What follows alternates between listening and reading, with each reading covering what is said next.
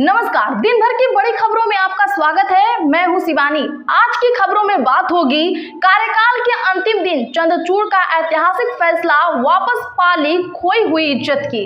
वहीं नीतीश कुमार ने बना लिया प्लान, 4 सीटों पर होगा बड़ा खेला की। और शिंदे अब नहीं बनेंगे मुख्यमंत्री, महाराष्ट्र में बीजेपी ने किया बड़ा धोखा की। साथ ही भाजपा ने फूके करोड़ों, मंत्री पद का लालच, निष्पक्ष चुनाव की खुली पोल की। वहीं राहुल ने शुरू की दिल्ली न्याय यात्रा, मोदी शाह को सताया डर की। साथ ही कृपाण पर बैन से भड़के सिख, मोदी सरकार के खिलाफ भारी रोष की।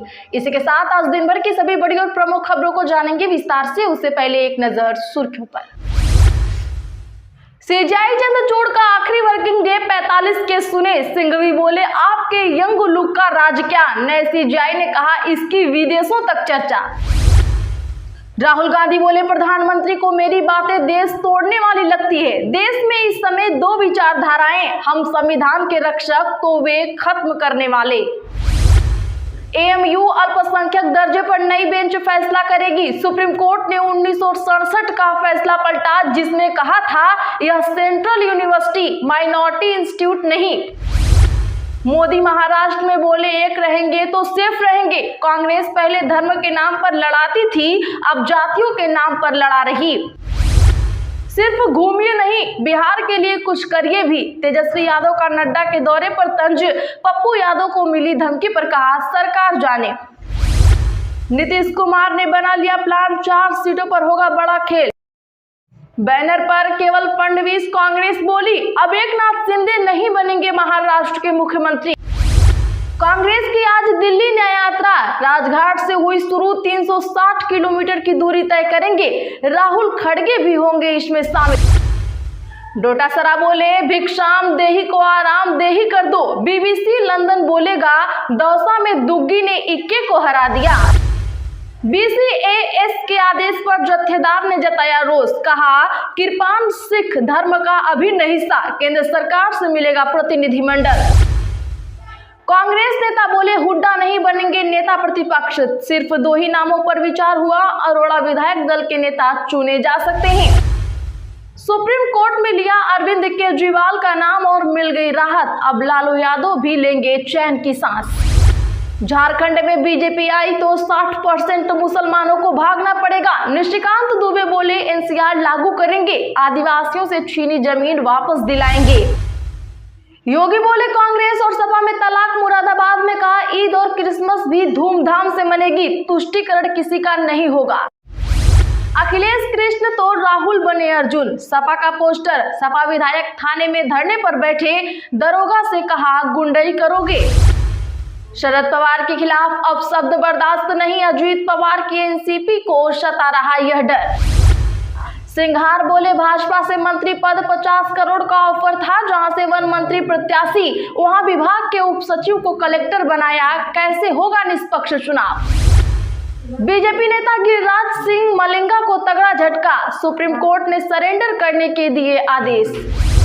मोदी के मंत्री की अखिलेश यादव की तारीफ, आगरा में एसपी सिंह बघेल बोले गोमती रिवर फ्रंट अच्छा, मंत्री जयवीर को पसंद नहीं आई बात। यूपी में पुरुष टेलर महिलाओं का नाप नहीं ले सकेंगे, कानपुर हत्याकांड के बाद महिला आयोग का आदेश, जिम में महिला ट्रेनर जरूरी। रायपुर दक्षिण, जहां से सबसे ज्यादा मुस्लिम प्रत्याशी लड़ते हैं चुनाव, वोटर्स बोले मुस्लिमों को बांटने को खड़े किए गए कैंडिडेट्स जो खड़े हैं प्रचार तक नहीं कर रहे। अमेरिका में चुनाव, ट्रंप की जीत के 2 दिन बाद पुतिन की बधाई, कहा वे बहादुर हैं। रूस यूक्रेन मामला खत्म करने को लेकर उनसे बातचीत को तैयार हूं मैं। कनाडा चुनाव पर मस्क की भविष्यवाणी, कहा जस्टिन ट्रूडो हारेंगे। जर्मनी की सरकार गिरने पर कहा यहां के चांसलर मूर्ख। चलिए अब जानते हैं बड़ी और प्रमुख खबरों को विस्तार से। उससे पहले वीडियो को लाइक करें, साथ ही आपसे रिक्वेस्ट है खबरों को आखिर तक जरूर देखें। राहुल गांधी बोले प्रधानमंत्री को मेरी बातें देश तोड़ने वाली लगती हैं। देश में इस समय 2 विचारधाराएं, दरअसल बता दें कि कांग्रेस नेता राहुल गांधी आज झारखंड के ईसाई बाहुल सिमडेगा से विधानसभा चुनाव सभा की शुरुआत की। गांधी मैदान में 28 मिनट के भाषण में उन्होंने आदिवासी, अंबानी, अडानी और संविधान का जिक्र किया। उन्होंने कहा, हम आदिवासियों, दलितों और पिछड़ों की हक की बात करते हैं। इस पर मोदी जी कहते हैं कि राहुल गांधी देश तोड़ने वाली बात करता है। इस समय देश में दो विचारधाराएं हैं, हम संविधान की रक्षा कर रहे हैं जबकि वे खत्म करना चाहते हैं। इसके बाद उन्होंने लोहरदगा में भी जनसभा की। झारखंड में 2 चरणों में चुनाव होने हैं, 13 और 20 नवंबर को। एएमयू अल्पसंख्यक दर्जे पर नई बेंच करेगी फैसला। सुप्रीम कोर्ट ने 1967 का फैसला पलटा। जी हां, अलीगढ़ मुस्लिम यूनिवर्सिटी यानी एएमयू के अल्पसंख्यक दर्जे पर फैसला अब 3 जजों की नई बेंच करेगी। सुप्रीम कोर्ट की 7 जजों की बेंच ने 4-3 बहुमत से 1967 के अपने ही फैसले को पलट के रख दिया है। 1967 में सुप्रीम कोर्ट ने अजीज बासा बनाम केंद्र सरकार के केस में कहा था कि केंद्रीय कानूनों के तहत बना संस्थान अल्पसंख्यक संस्थान का दावा नहीं कर सकता। कोर्ट ने कहा था कि एएमयू सेंट्रल यूनिवर्सिटी है, इसकी स्थापना न तो अल्पसंख्यकों ने की थी और न ही उसका संचालन किया था। हालांकि सीजेआई डीवाई चंद्रचूड़ ने इस फैसले को पलट के रख दिया है और 3 जजों की नई बेंच को इस मामले को सौंपा गया है। क्या आप इस फैसले से खुश हैं? कमेंट में हाँ या ना जरूर लिखिए। नीतीश कुमार ने बना लिया प्लान, 4 सीटों पर होगा कुछ बड़ा खेला। बता दें कि बिहार में शनिवार से विधानसभा के 4 सीटों पर होने वाले उपचुनाव को लेकर सरगर्मी तेज हो जाएगी। मुख्यमंत्री नीतीश कुमार लगातार 2 दिनों तक सभी 4 सीट पर एनडीए प्रत्याशी के समर्थन में चुनावी सभा करेंगे। जदयू के कार्यकारी राष्ट्रीय अध्यक्ष संजय झा व जल संसाधन मंत्री विजय चौधरी एक दिन मुख्यमंत्री की चुनावी सभा में उनके साथ उपस्थित रहेंगे।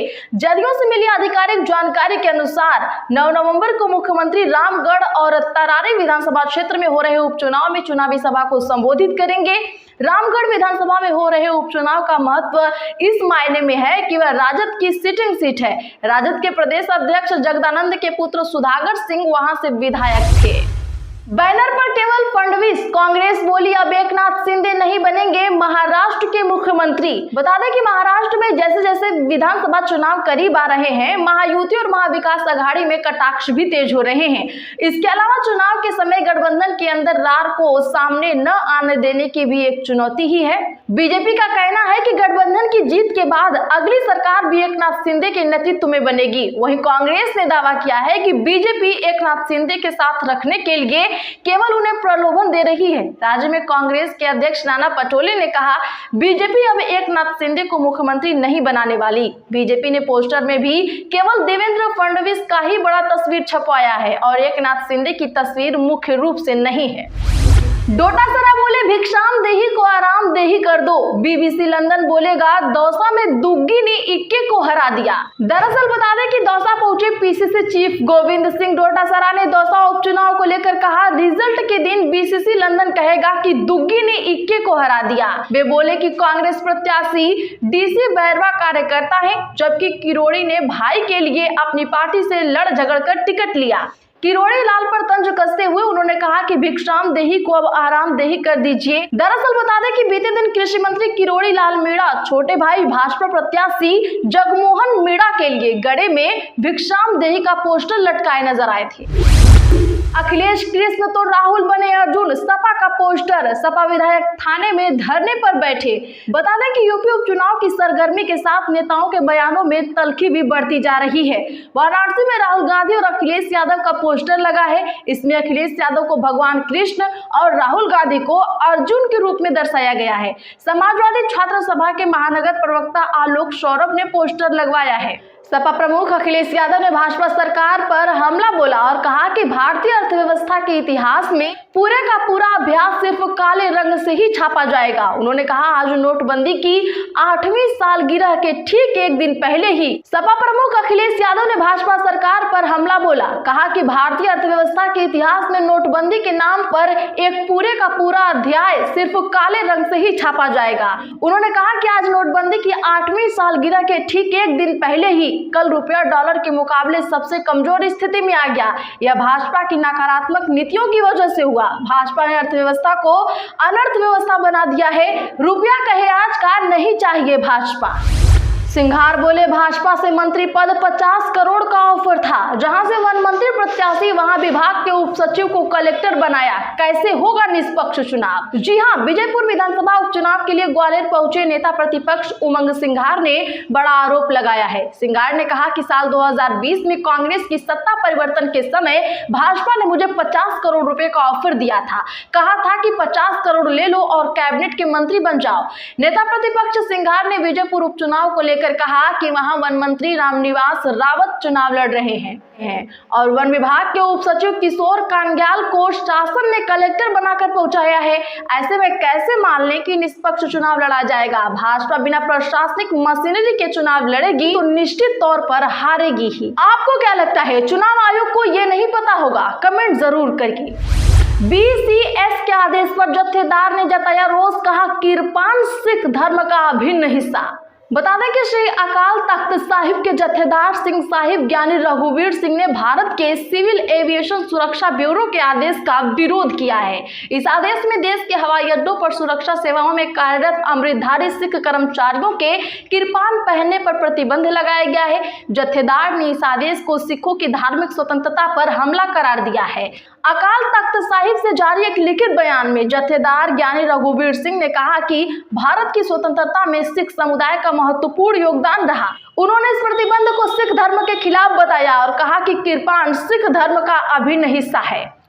कांग्रेस नेता बोले, हुड्डा नहीं बनेंगे नेता प्रतिपक्ष, सिर्फ 2 ही नामों पर हुआ विचार, अरोड़ा विधायक दल के नेता चुने जा सकते हैं। हरियाणा में कांग्रेस अभी तक विधायक दल के नेता का नाम फाइनल नहीं कर पाई है। 13 नवंबर को विधानसभा शीतकालीन सत्र शुरू हो रहा है। इस बीच आज कांग्रेस के पूर्व प्रवक्ता बाल मुकुंद शर्मा ने दावा किया कि पूर्व मुख्यमंत्री भूपेंद्र सिंह हुड्डा का नाम नेता प्रतिपक्ष की दौड़ में नहीं है। नेता प्रतिपक्ष के लिए केवल 2 ही नामों पर विचार चल रहा है। इसमें पहला नाम अशोक अरोड़ा और दूसरा नाम पूर्व सीएम चौधरी भजन लाल के बड़े बेटे चंद्रमोहन बिश्नोई का है। अशोक अरोड़ा को जल्द कांग्रेस विधायक दल का नेता चुना जा सकता है। तो आज के लिए बस इतना ही। ऐसे की बड़ी खबरों के लिए चैनल सब्सक्राइब करें, बगल में घंटी के निशान को भी जरूर दबा लें, वीडियो को लाइक शेयर जरूर करें।